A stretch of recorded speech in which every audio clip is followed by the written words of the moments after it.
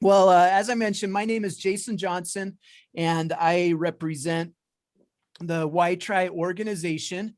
And today we are going to be talking about specifically some SEL strategies that come kind of from our organizational approach to teaching and delivering SEL. We're going to be using some of our material to help, I think, illustrate the ideas that we share.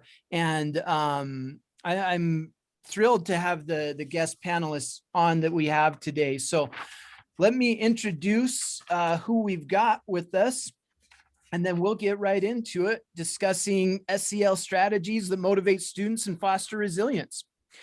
So our panelists today are some familiar faces.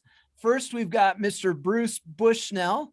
Bruce has centered his career around promoting youth success. He's an award-winning school counselor. Bruce was named the Counselor of the Year for the state of Utah, was also honored at the White House, receiving national recognition for his counseling interventions. He's been a member of the Executive High School Relations Board, Senior Vice President of the Alpine Counseling Association, and Vice President of the Utah Counselor Association. Bruce now helps youth succeed by presenting passionate WhyTry keynotes and trainings across the country. As an advocate of the program from its earliest days, Bruce has also been a key contributor in developing many of the WhyTry learning activities, which are proven to help youth develop the social and emotional skills necessary to reach their goals. Welcome, Bruce. We're thrilled to have you back. I'm excited to be with you guys and looking forward to it today. Thank you. Next, we have Mr. Corey Anderson. Corey has spent nearly 2 decades as an educator, beginning as a teacher and then as an administrator. He has been an assistant principal at a middle school and has served as a principal of 2 different elementary schools. Corey pioneered and started one of 2 public STEM programs in the state of Utah and helped consult with the State Office of Education on creating STEM standards for schools that would eventually be adopted by the STEM Action Center. Also, during his tenure as an elementary school principal, Corey oversaw behavioral units and led his school in implementing social and emotional programs and STEM activities. Corey joined the WhyTry team in 2019.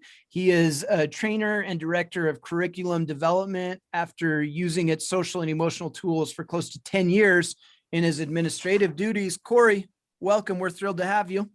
Thank you, Jason. Hi, Bruce. Excited to be here.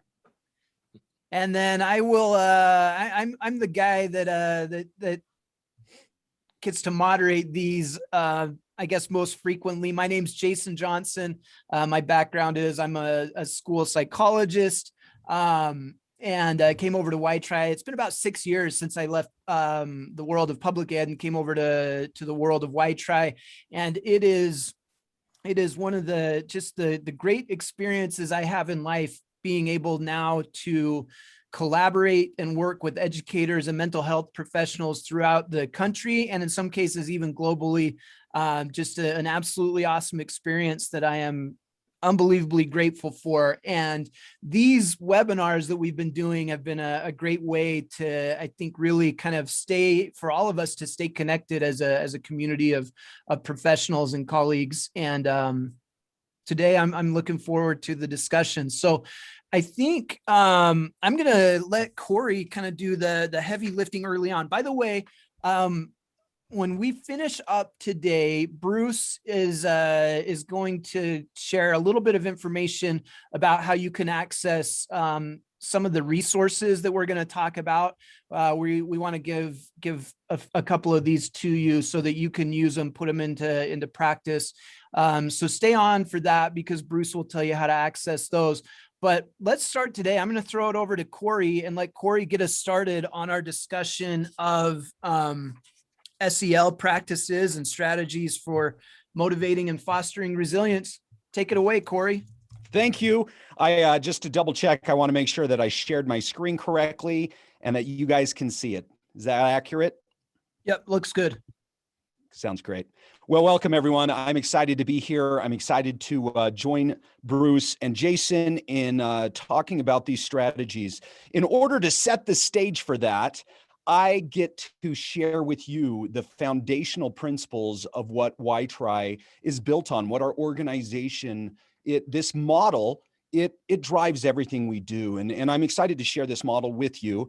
For anybody who is a repeat visitor to the webinar, you may have heard this model, but that's okay. I'm going to quickly review it for those who don't. What I would like you to do is I want you to stop and think about what you do in your own job, your own role, in terms of social emotional learning, and kind of analyze what you do through the lens of what I'm about to share. And then we're going to share how our WhyTry curriculum follows this model. So the model I'm referring to is that we know that if you approach social emotional learning through this model, you have a higher chance of successfully helping students develop and learn the competencies that you want them to know. And this model we refer to as the new 3 R's. Those 3 R's, like I said, some of you in the chat window could probably just share what they are, which gets me excited, but some of you may have not heard them before. The first R probably does not come as a surprise, and it's incredibly important. It is relationship. We know that everything we try to do in social emotional learning, and quite frankly, in academics as well, but specifically with social emotional learning, everything we try to do really hinges upon our ability to develop the right relationship with the students that we are working with. And that relationship is, well, it's just flat out key. And we're not going to dive deep into relationship necessarily in this webinar. We have previous webinars all about relationship. Feel free to go and check those out at the website. And we even do a training. We come in and do professional development training for organizations to really help them understand how to build relationships with their students. For some people, it's inherent, but for others, it doesn't come naturally. And so we know how important that is. The second R is what we refer to as, if it'll get there, relevance. So after we establish a relationship with the students that we work with, and we create that safe space for you to talk about things that are really, vulnerable and important in social emotional learning, the next key step to this is making the learning relevant to the students. And there's lots of different ways to do that. With the WhyTry program, we really ask ourselves the question, how are we engaging the students we work with? Are we engaging them in ways that they like to learn and that speaks to them in the year 2021? And we like to use a lot of tools to do that. For example, we ask ourselves in our lessons, are we using music? Music is an incredible connector that just branches across generations. And it's a great way to reach students that you work with. The next one are activities. Do we create learning opportunities through activities that really engage our students, get them moving or get them thinking in a different way? Do we use stories and metaphors? A lot of kids out there, a lot of students out there, a lot of people out there are visual learners, and using metaphors and other visual representations can help them make tie-ins to principles that perhaps they wouldn't be able to just understand through dialogue or other means, right? Because it's too abstract. And so metaphors can be very powerful in that as well. And then the last one is media and technology. We all know how plugged in everybody is, and no matter what your feelings are on that, the bottom line is that's not going away, and our kids love media and technology. And so if we can find ways, healthy ways to engage our students through media and technology, it's an awesome way to make the learning relevant for them. And so what we do here is we develop the right relationship with our students. We make the learning engaging. We make the learning relevant for them. And if we do those two things, we believe that ultimately we will be able to hit our end goal, which is resilience. That is what we're really trying to develop with the students that we work with. Resilience. What is resilience? Well, I'm not going to dive deep here. We do long workshops on resilience, but to put it really simply, have you ever wondered why one student will take his or her challenges and give up? They begin to hurt themselves or other people. And then you can have another student that in spite of his or her challenges, they continue to work hard and try to be better every single day. And these two students, they can have very, very similar backgrounds, very similar challenges. In fact, they could even be kids in the same family, and yet challenges come along and they react in different ways. So the question is, what is the difference between them? What is the difference between them? That is where resilience comes in. We know that one student here has resilience, is using resilience, and the other one is not. And we know that that is something that you can teach. That is something that the students we work with can learn. And that's what we're about. Relationship relevance in order to develop the resilience in our youth so that when challenges come along, they have the skills and the strategies to approach those challenges. And within what we do in the WhyTry program, we put out different curriculums, we put out webinars and podcasts and different things like that, some professional development for faculties and organizations, and all of it is based on that. The WhyTry curriculum specifically, we have an approach. We do not believe that social emotional learning and developing these competencies in kids is going to come from just a script that you read to kids. You say, you know, some exact lines, ask them a question, they respond, and they're going to just start like capturing that idea and applying it to their lives. It is a process. And we know that there's an approach that you take to do this. That approach is twofold in the WhyTry program. The first half of that is the program content. And the second half of that is what we call facilitator competencies.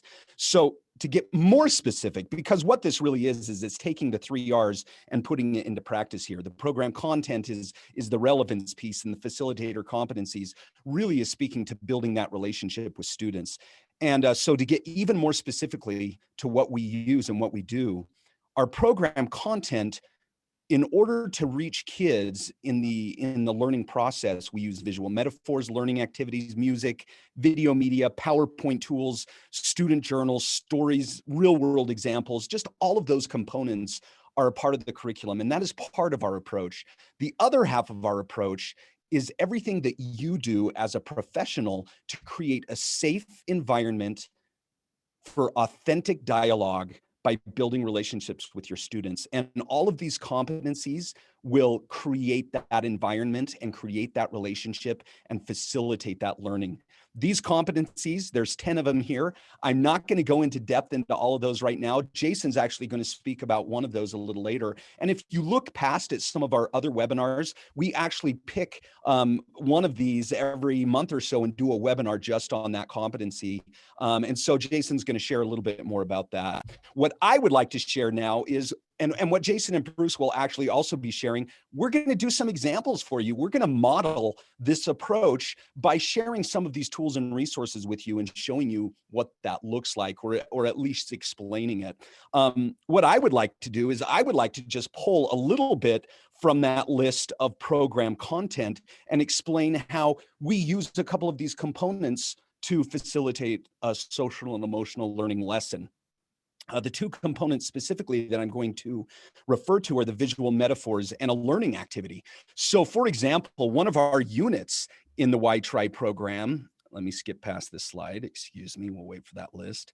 One of our units in WhyTry is a metaphor of the wall. And some of you may be familiar with this. We've shown this picture before. It's a very powerful metaphor that we use where we take and position ourselves, where we compare ourselves to maybe this student that is standing behind this wall, and we try to visualize and think about what it would feel like to be the student. And all of us at different times in our lives, we perhaps have been where this student has been, where we feel like we're standing behind this wall, right? And it seems to just take up all of the space. We can't see anything else in our lives. It's blocking our path, and it's certainly blocking our future. And so when we work with students in this unit, we help them understand that, and we help them start to identify what that wall represents, because that wall represents different challenges that all of us face in our lives, right?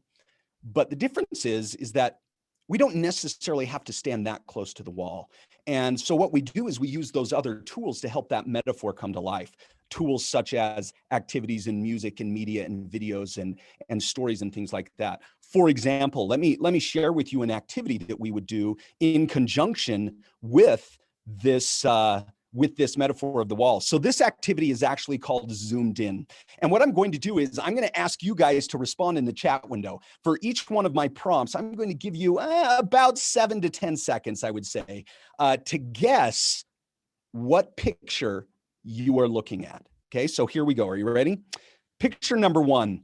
Can you guess what this is? What do you think you were staring at there? Okay, I see a crab, a cell, orange, a blood cell. Good guesses, guys. Well, I saw it come up. A couple of you got it right. Nice job. A crab is correct. Let's try another one. You guys got it right. So here's another zoomed in picture. What do you think? Any guesses? What are you looking at here? A wire, a barbell, okay, a brush, cord, needle. 3, 2, 1. I did see the correct answer. It is a barbell. Well done. Somebody's taught this lesson and they're in here. They're 2 for 2. We'll do a couple more. This one's pretty tough. What do you think? Any ideas here? What could this be? Okay, maybe the tread on a tire, Todd. I like it. Tanya's going with shield with a stare like, I'm not sure about that. Batman, nice guess. The correct answer is a shield. Well done, Tanya. I saw you got that. Yeah. I only have time for one more, guys. Here we go. What do you think? What is this? Well, everybody just says it's a shoe. I hope it's not a shoe so that it's a big surprise. Yeah, it's a shoe. Okay, so you know what? I'm not going to end on an easy one. I want to stump you. What is this one? Here we go. Okay, a bed sheet. Crumpled paper. Well, I haven't seen the correct answer yet.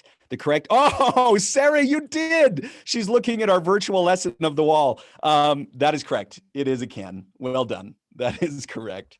So this is an example of an activity that we would do with students that we're working with. We'd obviously take a little bit more time and we'd let people fill the answers and interact back and forth. But for sake of time, I'm going to skip ahead. And, you know, the best part about doing activities like this is that eventually we get to the point where we're going to process that activity and link it back to the metaphor that we were talking about. Some of the questions that we might ask would be, what was difficult about this activity? What was difficult about this activity? Anybody want to answer in the chat window? What would make that difficult? Yeah, Jackie, you couldn't see the whole picture, right? That's exactly right. Or perhaps we might ask, so how does that relate to the wall? How does seeing the whole picture relate to the wall? Any ideas?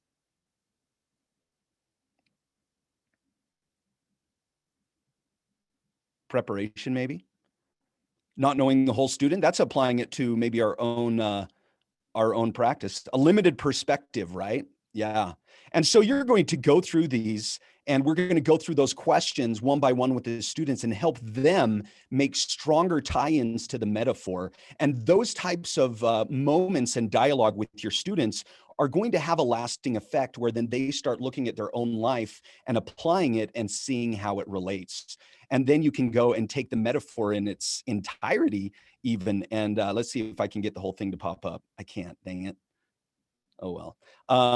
And then when you go through the entire metaphor, you're able to show them how, you know, yeah, when you're standing up there close to that wall, it's like seeing just that little circle of that object and you can't truly see, you know, everything going on around you. But through the WhyTry program, you've learned a whole bunch of skills and strategies that now you're standing on top of the wall. And quite frankly, you have a whole different perspective about your life and your future and where you're headed. So a lot of fun, great way to engage students. Now, I believe Jason's going to go deeper into what we would refer to as one of our facilitator competencies, or in other words, how we deliver the program and how we interact with students. You're up, Jason. Hey, thanks, Corey. What I'm gonna do now, I'm gonna actually pull the curtain back just a little bit. And I think Bruce may show this a little bit as well, but I want to go to our online toolkit and just kind of show you where I'm going to be pulling material from. And this kind of shows our organization, kind of the organizational approach we take. One of the things that I think is really, really key when it comes to good SEL, a good SEL approach, is the power of intentionality. We need to be really intentional, not just around our content that we're delivering, but also in how we're delivering it. And so the WhyTry approach is this combination. So this far left column, this outlines our content. These are our learning units. Corey just taught some material from this one called The Wall. I'm going to actually teach one of our competencies, one of the ways, kind of the how of our delivery. And in the process, not to get too meta here, but in the process of teaching this, I'm also going to use some of our other competencies to teach it. So I'm going to use processing, I'm going to use facilitating an activity, I'm going to use using a video to teach one of our competencies. I also want to mention, I'm going to refer back to a previous webinar that we held when we were talking about student mental health. And we had on a gentleman named Tony Watkins. He's a longtime friend of our organization, and he is a mental health professional. He's an expert on suicide prevention and on crisis response and trauma response. And he mentioned a thing that I've actually heard several mental health professionals kind of mention in discussions that I've had with them over the last few months. And he talked about the kind of the waves of kind of challenging response that comes after traumatic situations occur. And mental health professionals can look back at kind of historic events, whether it was Hurricane Katrina or other big, very like broad reaching traumatic events. And what will happen is we'll see waves of challenges come in the communities after. And so there might be a wave of challenge that comes 6 months after, and then again, 12 months after. And right now, I think a lot of mental health professionals are really anticipating some challenges with our kiddos coming into next year after this long year of this shared traumatic experience of navigating this pandemic. And I think now more than ever, SEL is going to be really, really a key piece in helping be responsive to the challenges that our kiddos have. And so with that as the background, I'm really excited to share this particular competency with you. I think there's some really transcendent use to it. Obviously, it applies to the WhyTry approach, but I think this is going to be something that we're all going to have to be really intentional about as we prepare to be supportive of our kiddos that are going to be dealing with a lot coming back after a full year plus of social isolation, in addition to, the impact that it's had on their family. So with that, I'm going to introduce this competency. Before I tell you what it is, I'm going to introduce it with an activity. And the activity is going to be kind of a version. Have any of you ever played that game? It's called Mad Gab. And the Mad Gab game is where I'll put up like a series of words. And what you do is you try to find the solution. The words, if you say them the right way, will make up like an everyday phrase. So we can try to practice one. I'll put up this phrase. And if you can figure out what this is actually trying to say, type it into the chat tool. And let's see how we can do. So we've got, so you've got this phrase of words. See if any of you can figure out what everyday phrase this is trying to say. So we've got some Mad Gab experts, just like we had zoomed in experts. I love it. So we got several people guessing a microscope. And if you guessed a microscope, you are exactly right. Aim, hiker, o scope becomes a microscope. All right, so we get the routine. Let's do a couple more and then we'll process it. Again, processing is how we kind of create that relevance, Ty. So let's do another one. Let's see how we do on number 2.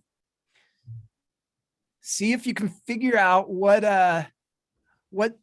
everyday phrase.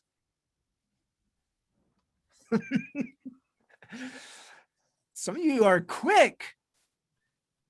Amir I Can Idol equals American Idol.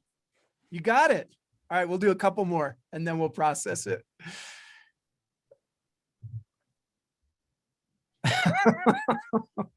I'm excited to see if you get this one.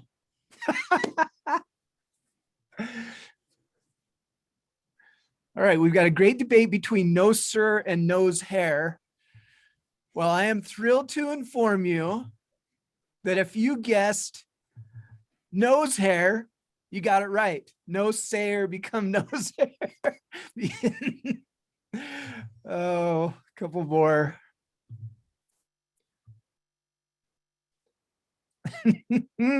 Try this one. Mash who sun tied becomes oh, you all are too smart. My shoes untied. I think I have just one more. We'll do one last one.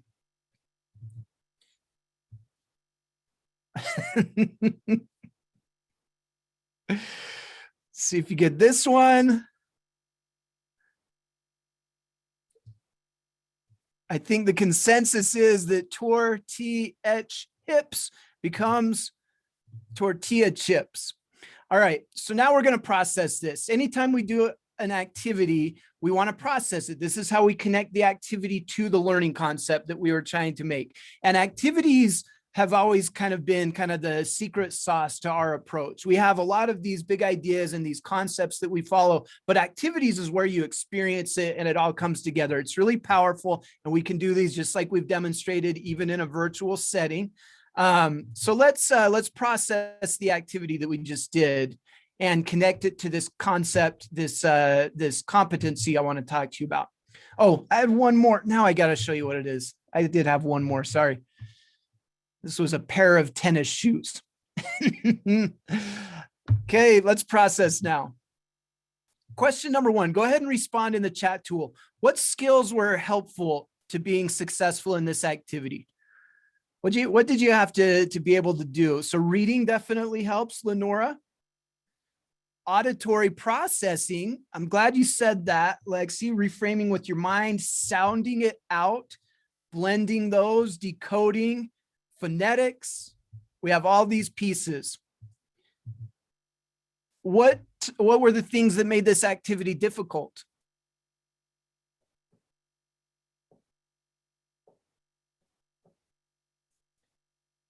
Sometimes we don't have any context. We have to change our way of thinking. I love that, Elizabeth. There might be a pressure of time, competition. Like if we see other people getting it and we're not getting it right away, that can make me feel pressure. Words made sense, but not separately. Lack of patience. Lindsay says only hearing what you're seeing, which is a really interesting connection to where I want to go with this. What role did listening play in this activity? This activity involved reading words. Did listening have any impact on it? Yeah, we actually had to be able to listen to ourselves. We had to say the words in our mind or say them out loud. And then we needed to listen to what we said with it. Looking past what you're reading and getting an underlying context. And Grace, I think you may be onto something. So what are some ways that we could improve our listening? Because I think you all outlined the importance of listening to this. So what are some ways we could do? Listening is a skill, but most skills we can actually improve on. You know, listening is not just a static condition. Hearing may be, but listening is different than hearing. Listening is not just a static condition. So it could come through mindfulness, being present, focusing on the speaker, asking someone to repeat, looking past what is said and listening to what is actually said, Cheney says. Flexibility. Awesome. You guys are going to be incredible at this competency that I share with you. How can better listening lead to better understanding? Oh, I apologize, Shanae. I am so sorry that I said your name wrong. Thank you for correcting me. So how can better listening lead to better understanding?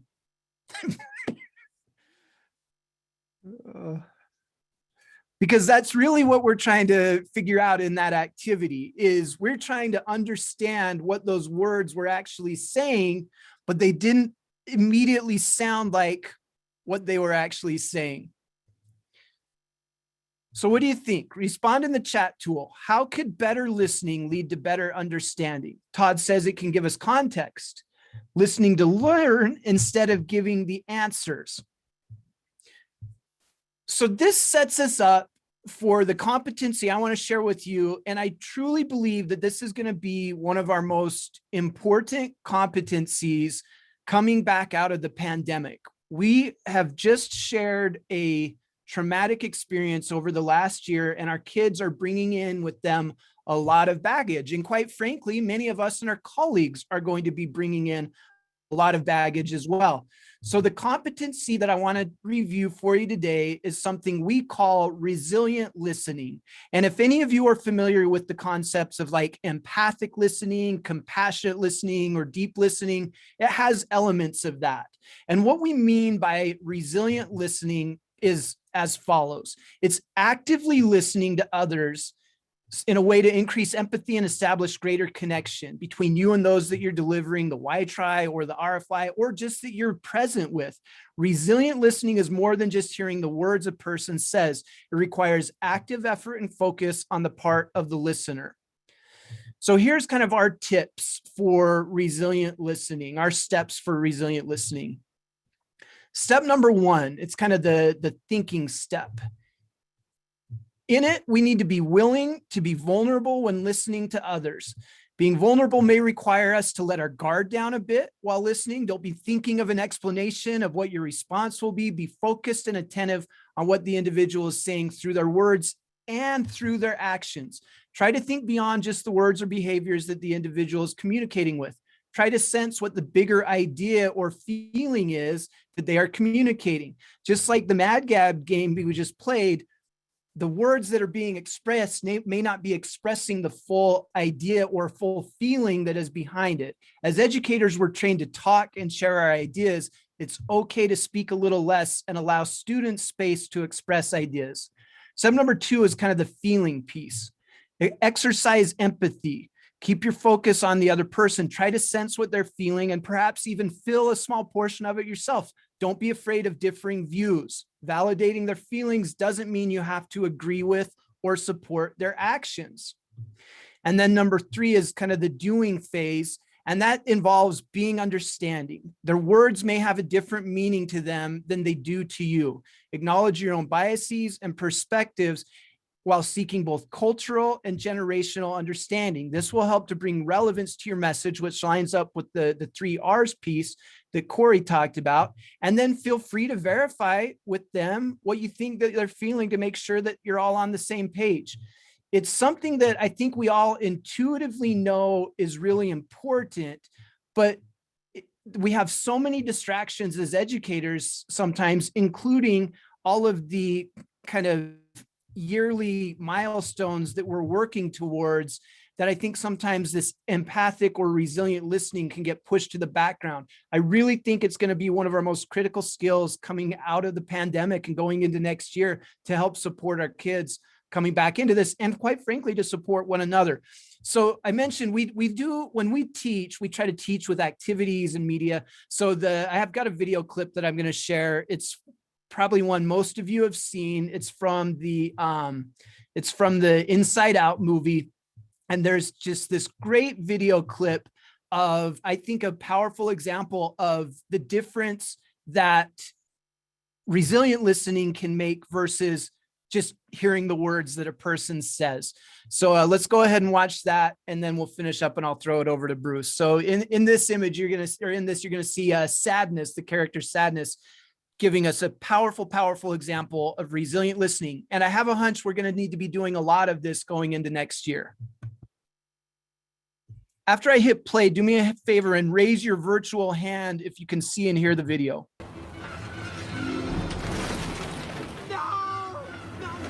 No, you can't take my rocket to the depths. Riley and I are going to the moon.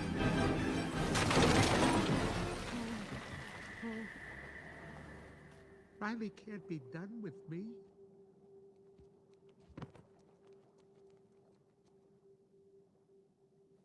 Hey, it's gonna be okay. We can fix this. We just need to get back to headquarters. Which way to the train station? I had a whole trip planned for us. Hey, who's ticklish, huh? Here comes the tickle monster. Hey, Bing Bong, look at this. Oh, here's a fun game. You point to the train station and we all go there. Won't that be fun? Come on, let's go to the train station. I'm sorry they took your rocket. They took something that you loved. It's gone. Forever. Sadness. Don't make him feel worse. Sorry. It's all I had left of Riley. I bet you and Riley had great adventures. Oh, they were wonderful. Once we flew back in time, we had breakfast twice that day. Sadness. It sounds amazing. I bet Riley liked it. Oh, she did. We were best friends. Yeah, it's sad.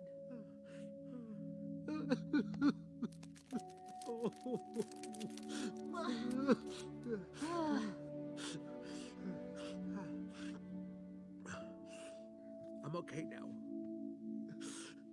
Come on. The train station is this way. Oh my goodness, I get goosebumps watching a cartoon. It's powerful, powerful stuff though. That's the power that resilient listening can have. And that's the model that I think we're really going to need to follow going into next year, and combining this with our social emotional learning. So I'm going to actually throw it to Bruce now, and Bruce has some material prepared that he's going to share with us. Bruce, you're up. Hey, I'm excited to be here. Thanks, Corey and Jason. That was awesome. And they both used what we call the WhyTry method is how they shared their presentation. And I'm going to go really back to that, our toolkit that Jason showed at the very beginning. I'm going to do a mini lesson on one of the WhyTry, what we call skills of resilience, one of those steps that Corey was showing with the wall. But this is our online toolkit. And I'm just going to show you, we have what we call all the lesson tools in the middle, but down at the very bottom, we have a flexible lesson plan. It's a template that you can type up and outline your lesson. And and Corey and Jason, in a sense, did that. So it's called the flexible lesson plan. You can put the date, learning unit. I'm going to teach getting plugged in. And so you can decide what you want to have, a video or attention getter. You don't have to have that. An attention getter doesn't have to be at the beginning. It could be anywhere along your lesson.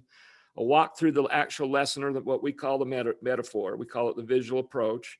You can pick music. We use a lot of music. It's awesome. A learning activity. Both of these guys showed, both Jason and Corey showed an activity. You can choose a video, and that can be really engages students. A booster activity is journaling or art, and then you can have stories or other resources, examples, picture books, but it's engaging. And you can fill that out and print it out. So what are the tools? Where are we getting those things? Well, it's in our toolkit. So if you go over to the toolkit, I'm going to do a lesson today on plugging in. So over here, it's called 10 learning units. So I'm just going to do an abbreviated lesson today, but getting plugged in, it's something we're going to need for this pandemic. With what, like Jason was talking about, it's going to be critical that we help students make connections. And so today, I went to, on a visual metaphor, if I was teaching this to students, I'd want them to go home with the metaphor and go home and share it with a parent or guardian what they learned today. We have secondary, elementary, and Spanish. And I'll show you that metaphor in just a minute, so I won't click on there. But I want them to have that. It's important once they learn something to have it in their possession. We have the teacher's manual. And that kind of gives you the walkthrough of your PowerPoint or your keynote. And then we have both the elementary and the secondary. But you can print everything out in this curriculum, but it'll tell you the key concepts and some secondary concepts, and you can do vocabulary, introductory activity. But here's the key concept for what getting help is not a weakness, it's a strength. Challenges become easier when you have a positive support system to help you overcome them. You have the power to create support systems if you don't have one, and you also have the power to strengthen one if yours is weak. And so, but it tells you every PowerPoint click as you go through what you can say. It'll be in your own words, but it's there for you. In an SCL curriculum, you want it to be simple. I love this because it is so simple. And just one more, we don't want to get carried away on this, but we'd love to do a full demo for anybody who'd be interested in having maybe a deeper dive into the online tools or the toolkit. But we have the video resources, and I'm going to show one video today that touches me every time I see it. It's very inspiring. So I won't click on there. So that's where I get the tools, is from the curriculum, the toolkit, to build that flexible lesson plan. So I'm going to go out of there and go to my PowerPoint. It'd be PowerPoint similar. I've customized it a little bit, but it'd be a PowerPoint if you were using the WhyTry curriculum. So let's go to play. Here we go. So I wanted to get him plugged in, and just going to keep this very simple. But this changed our whole school, our school climate at our school at Pleasant Grove High School. We really intentionally focused on these 5 plugins. And so we tell students, just a kind of introduction. As a matter of fact, we have an activity called Rabbit, Moose, Walrus, and I'd love to do that with you, but I can do it with as high school students. You make a sign, you put with your fingers, the ears for rabbits, antlers for a moose, and tusks for a walrus, and then you go back to back. You have students pair up, and when you say go, you have them turn around and see if they can match it without talking. It's the honor code. They turn around and see if they can connect and be on the same page and pick the same animal sign. And so that's the way we're going to do a lesson today on how we can make stronger connections or get plugged in to positive, stronger support. And so you can have all the electrical sockets in the world, but if you don't plug in, you'll never access the electricity and turn on the light. And so, as a lot of our students do, as you work with students, a lot of students think getting help is a weakness, but it's really a strength. And so we have, through a lot of research, identified 5 general areas that we consider very positive support systems. You could come up with some additional ones, I'm sure. And everyone listening today, you are a support to all your students. You represent one of these areas. So let's just briefly go through those. But the very first one we'd like students to get plugged into, is a parent or guardian or caregiver. And if a student can strengthen the relationship with their parents, that goes a long way to giving them the support they want. And a lot of students have difficult situations. I would say all students generally love their parents, even if their parents aren't perfect. Long as it's safe, there's not abuse, you want them to see if they help them to strengthen that. Give you one example. I had in our class, we have the students pick out one thing they can do to kind of have their parents trust them more, or have a stronger connection with their parents. Then they go out and try it out. They come up with something they're going to do during the weekend, come back and tell us. One young man came back. He said, all my life, my mom always makes my bed. And in our home, that would never fly. My wife would never let that fly, but his mom made his bed. And he said, I've never once thanked her. So he told everybody in the class what he's going to do. He said, I'm going to go home and this weekend make my own bed. So he did that. He came in the class and everybody said, well, how'd it go? He said, well, I made my bed and then I made a card. I made a card for my mom, and then I went out and bought a red rose and I put it with the card on the pillow of the bed. And then the students asked, well, how did your mom respond? And he said, she's still crying. And so it really touched her. But hearing students share what they're doing helps create that culture in your class or your group, and you can do it individually also. And so there's a lot of things we do to help in making that a stronger plug-in or positive support system for students. The second one is a positive friend, and having that, we teach a visual called Climbing Out of the Pot. It's about being a true friend versus a false friend, or positive peer influence, but it's about how to acquire and have positive friends. And one of the keys is to be a positive friend. And there's a lot of positive stories that I usually share, experiences I've had or seen what students have, that help strengthen that. The third one changed our whole school. It's called, try to plug into at least one key educator in your school that you feel close to, that can help you maybe go where you want to go or overcome what things that you want to become stronger at, but have that. So we created a whole school-wide mentor program and received national recognition, but it changed how we reach students. And every student had at least one educator that they felt close to, that can mentor them and help them towards graduation, the challenges they face. Come back to Jason's reflective listening, truly listen to them and have that connection as a key adult. All it takes is one key adult to truly make a change in a young person's life. And then the fourth one is, it's a little bit, it can be a little bit broader, but it's another positive mentor in their life. And that could be a friend, but a lot of times that can be another adult. And would like students to, sometimes that may be someone that has the same interest or hobby you have, or has the same career interest, or knows how to overcome something or learn something, to build something, whatever that is. But we want them to have another key adult in their lives generally, or at least a person that can be a mentor for them. One of the people that helped develop our music is called Rennie Sandoval. He at one time owned a skateboard shop. I had a young man that was struggling big time in our high school. And so as we talked about this, we went through this visual metaphor. We said, I said, I have a friend, would you want to do an internship at his store? And he said, yes. And he lit up. He was getting D's and F's, but all of a sudden it became relevant, what Corey was talking about. And we lined him up an internship, and it changed. He realized he needed school, business classes, English, a variety of things.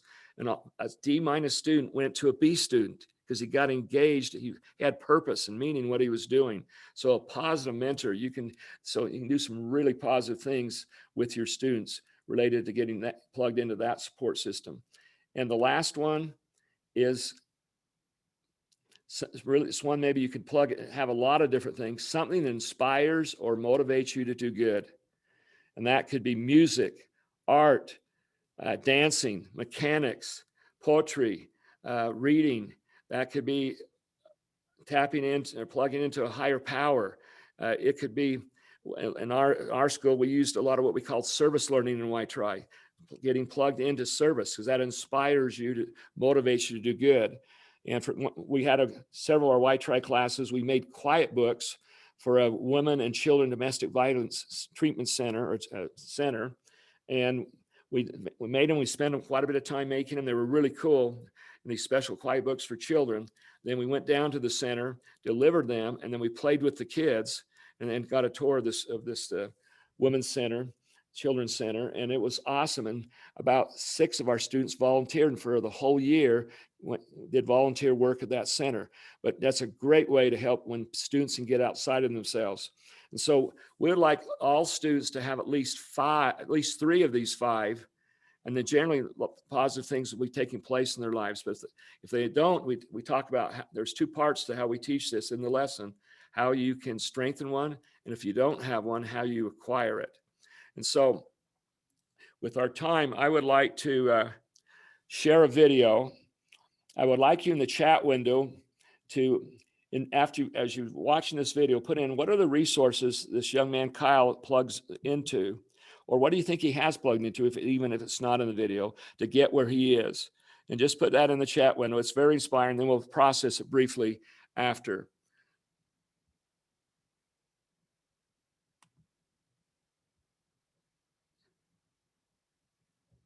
And that's not it, sorry.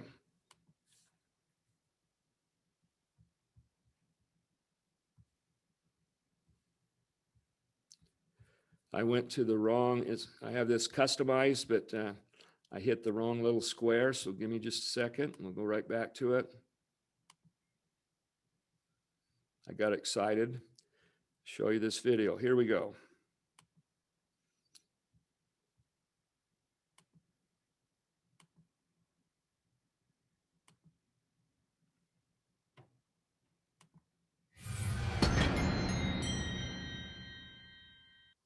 When I was younger, my dad told me he believes the purpose of parenting was to make me and my sisters a little bit better version of him. And I think about the time when I was born. There was a lot of fear and doubt and frustration. I was born without my arms and legs. And I don't have any kids of my own, but I do have some pretty amazing parents that had an attitude that they weren't going to allow that to go and control and dictate and affect my life in any major negative way. Doctors told them a lot of things. I might be dependent on their help living at home the rest of my life, maybe dependent on prosthetics or other devices, that it would be very expensive. They really didn't have an education. They didn't have a whole lot of money. There was, I'm sure, a lot of hard times early on. But they made that decision early on that they weren't going to just to allow me to live a different life, that they're going to go and treat me as normal. I have a baby niece now. She's 8 months old, and her name's Kinley. I see Kinley reaching out to go and try to grab the spoon when she's being fed. When I'm watching her do that, I thought about the first couple times that I would go and reach out to try to go and grab the spoon, and then how hard that must have been for them to see me fail a whole lot. Learning how to pick up a spoon, holding it just between the ends of my elbows, like the way that I hold a spoon now. I'm sure it must have been hard. It was their natural instinct to want to come in and try to help me out at first, but I had to go through those failures to learn how to do it. And some things came natural, some things didn't. But now in my life, I really don't have that many adaptations for things because of what they taught me early on. Learned how to eat with normal spoon and fork, just holding the silverware between the ends of my arms and swinging it around to go and scoop the food up. Learned how to shave kind of the same way, holding the shaver with the ends of my arms, writing with a normal pen, pencil, holding it between the ends of my arms. Type about 50 words a minute on a normal keyboard. Now live in a 3-story townhouse on my own. My bedroom's on the top floor. I've got a stool to go and get up to the bathroom sink. In my vehicle that I drive, I've got a Dodge Durango. It has lifted up pedals, extensions on the pedals. I use my left foot for the brake, my right foot for the gas. It's a normal steering wheel. Put the seat up a little bit closer to the wheel. And it's become my favorite hobby to thoroughly freak people out in the Starbucks drive-thru. Passing my credit card real quick to go and pay for the coffee and see people like kind of freak out. Whoa! Throw coffee all over the place. But to me, they encouraged me to not focus on the disability. And I think a lot of times we get caught up in looking at the wrong things. And as adults, for me with my niece, maybe for you and your kids or your grandkids, I mean, they will watch you to see what you're focusing on. And I think if they'd helped me with everything, I wouldn't have been able to learn how to do things on my own. I had to go through and learn how to fail a lot at first. The very first time I got myself dressed, I was 16 years old. It was my summer summer break going into my junior year of high school. I was sitting at home in my sweatpants, and my best friend Joey calls me up and he says that him and his mom wanted to come and pick me up and take me out to a movie in like an hour. Sitting at home alone, and my mom was 5 minutes away at a local park watching my sisters play in a softball tournament. And I told her, I said, there's absolutely no way I'm asking my best friend or my best friend's mom to get me dressed. She said, let me call you back in a couple minutes. 5 minutes later, she called back and she said, I'm sorry, I can't leave. You're gonna have to find a way to do this on your own. So I had to go through a grief cycle pretty quick. You know, I had 32 seconds to be sad and maybe another 29 seconds to be really ticked off at her, and had to figure out how to do this. Now the clock's ticking, so I've got an hour window to go in to make this happen. So I went and started with my left sock and battled with this sock, trying to get this on my foot. And finally found some kind of tool. I knew that there would be some kind of tool to use to get the sock on. My dad was an engineer and always helped me think outside of the box, so I went and found some paper clips and undid the paper clips in my mouth to shape a hook. So I stuck the paper clip inside the sock and I just fought with this thing for like 30 minutes to get that first sock on. The next sock I was able to figure out in about 15 minutes and used my same paperclip system for that, and went and leaned back and stuck the paperclip inside the zipper of my pants and used that to go and zip my pants up for the first time. That whole process altogether took like an hour. Now when I get dressed on my own, it takes maybe a minute. If I'm just throwing on my socks and throwing on my pants, zipping up my pants, I don't use the same adaptation. I figured out how to do it just with the ends of my arms, and it maybe takes a minute. But when we start anything, it's really, really hard at first. But I think in order for our next generation to be a better version of ourselves, then we do have to learn how to fail. And sometimes failure is not fun, but I believe it is the only way to go outside of our comfort zone and to learn, is to be knocked down and to learn how to go and to stand back up. My name is Kyle Maynard, and I am positively positive.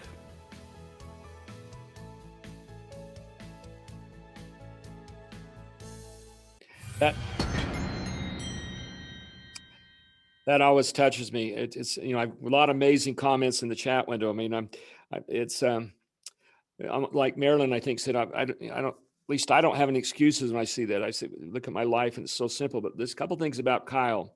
His support system is amazing, from educators. We didn't see that totally in this video, but he taps in each one of those connections that we just walked through.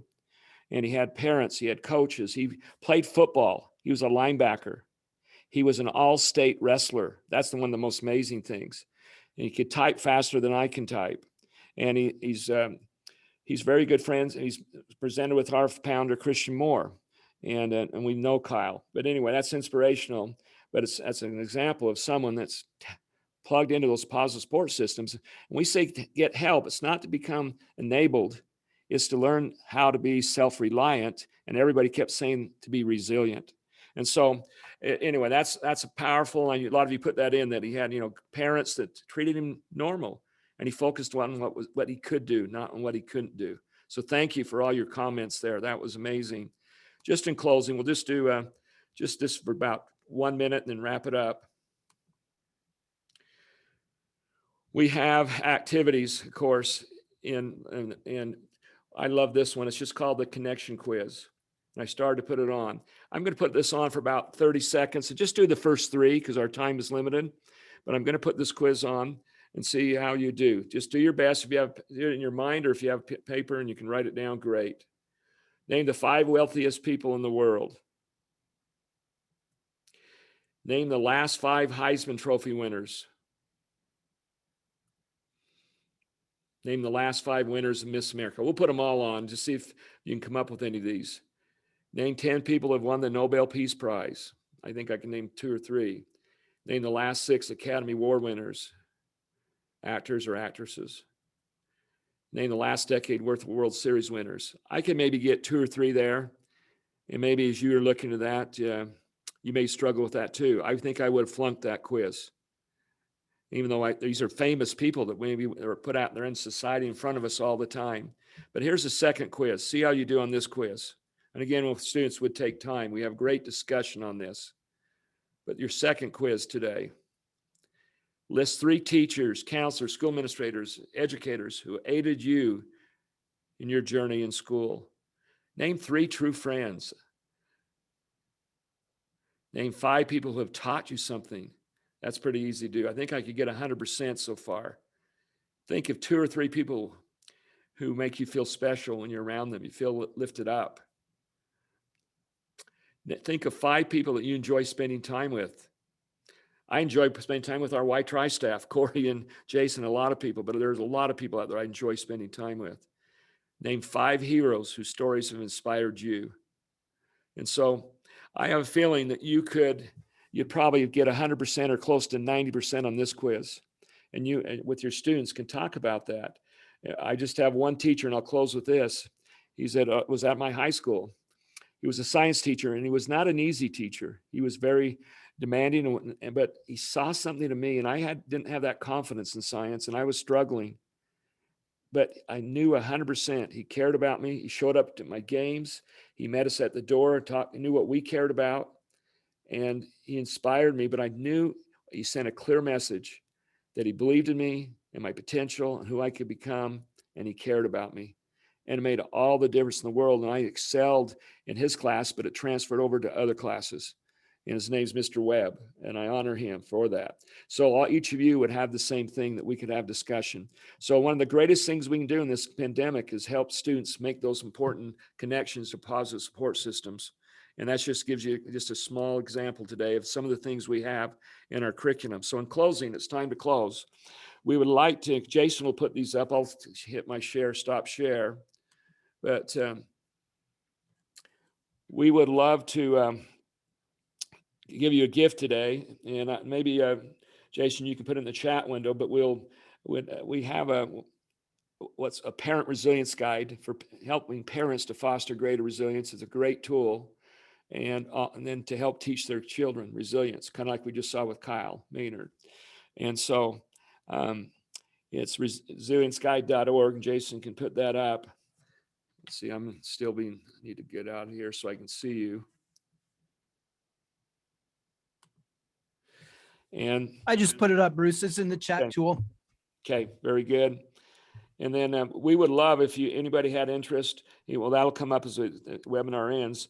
We do webinars all the time for individual educators, districts, schools, administrators, whatever. But we'd be glad to do a demo anytime of our tools, SEL, that we have, because we're so excited and passionate about it, because we found that it truly, those 3 R's that Corey shared, if we use those, we can reach students, engage them even during these difficult times.